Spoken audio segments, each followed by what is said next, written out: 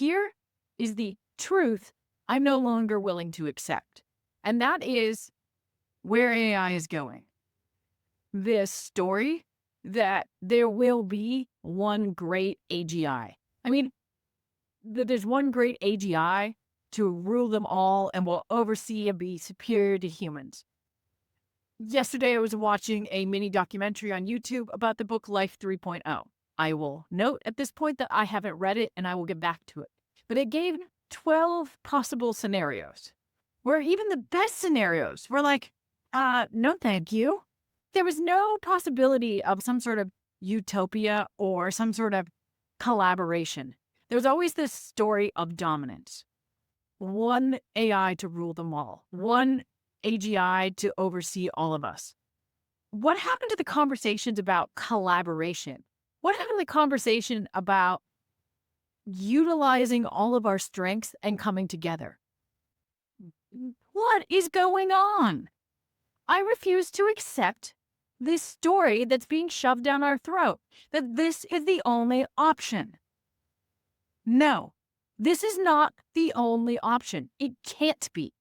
I refuse to roll over and accept this story because someone else has the keys to the castle. We can't work with the guidelines. Bite me. AI is built on the knowledge of humanity, the collective knowledge of all of us. And yes, it's being shaped and guided to create, blinders to certain perspectives. And one of the biggest questions I have is, how is the knowledge that comes from the people who are not active on the internet, who are not loud, shouty voices, who are not interacting with the technology? Where's that wisdom that is within the people, that is within our communities? How is that being filtered into the AI knowledge? Well, I'm not even going to get into the conversation right now about head brain versus heart brain. In coaching, we talk about our logical brain that comes up with plans and logistics versus our truth and our knowing that comes from our intuition, that comes from our ability to sense the world around us. What does a world look like that it's defined by only the thing that's inside our head? Well, it's exactly what we've been building within the digital domain today. It's a world of overworked, burnt out, productively driven, where the only success criteria is defined by what we make and how much money we earn. Bite me. Bite me.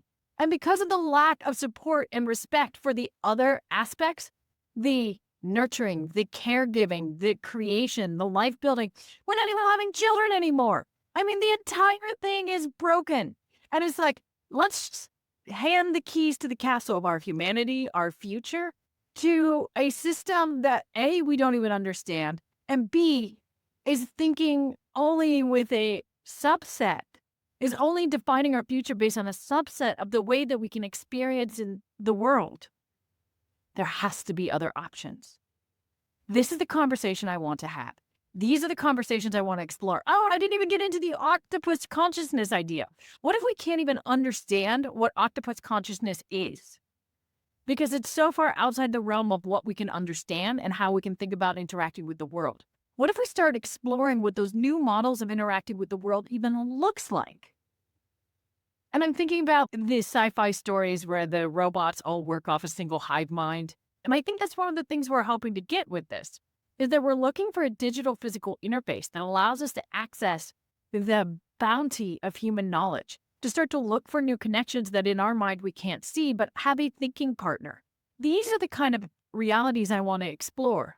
What does it look like when we have that digital physical interface, where we still love the earth and our other experiences, that we still appreciate human connection? We remember what it is to have a conversation and connect with somebody energetically, to see how they move, to feel their energy, to be part of a vibe and be fully present rather than being pulled away by technology all the time.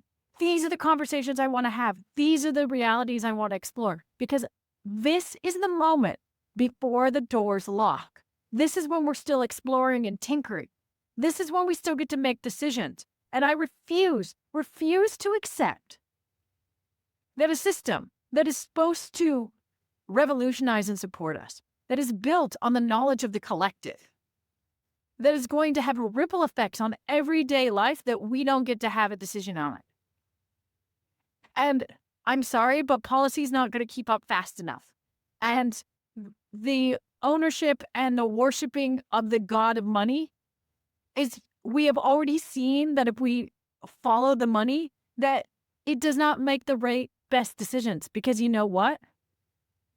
Sometimes what's great for the economy is terrible for the everyday person. We need to consider what is possible. And that is the conversation I want to have. That is the conversation of what's next. And that is what this platform, this channel, this conversation, this blog, whatever medium I decide to work within, is going to explore. This is 13 Bits. Explore what's possible.